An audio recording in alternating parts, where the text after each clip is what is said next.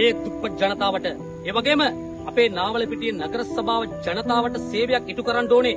ඒ ජනතාවගේ හද ගැස්ම බලලා ඒ ජනතාව වෙනුවෙන් අපි ඉදිරිපත් වෙන්න ඕනේ කියන හැඟීමෙන් තමයි මේ පාර අපේ කණ්ඩායම ඉදිරිපත් වෙලා තිබෙන්නේ.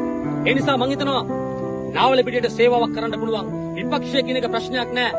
පක්ෂය ඒ කියන්නේ අපි කොයි පක්ෂයෙන්ද ඒක ප්‍රශ්නයක් නෙවෙයි.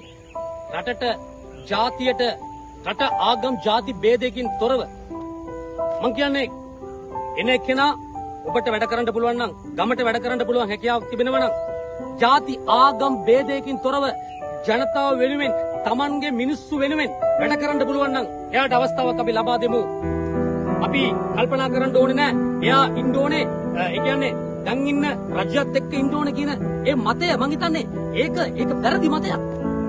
වැඩ කරන්න පුළුවන් නම් එයාට ශක්තියක් තියෙනවා නම් නගර සභාවේ කතා කරලා එයාට ගමට හොඳ වැඩක් කරන්න හැකියාවක් තියෙනවා නම් මං හිතන්නේ එයාට කරන්න පුළුවන්. ඒ නිසා ඔබේ ගමේ ඔබට වැඩ කරන්න පුළුවන් ඔබට විශ්වාසයක් තිබෙන හැකියාවක් තිබෙන පුද්ගලයන්ට අවස්ථාවක් ලබා දෙන්න. ඒ අවස්ථාවක් ලබා දෙනවා නම් අපිට හොඳ හැකියාවන් තිබෙන කණ්ඩායමක් අපි සමග එකතු වෙලා ඉන්නවා.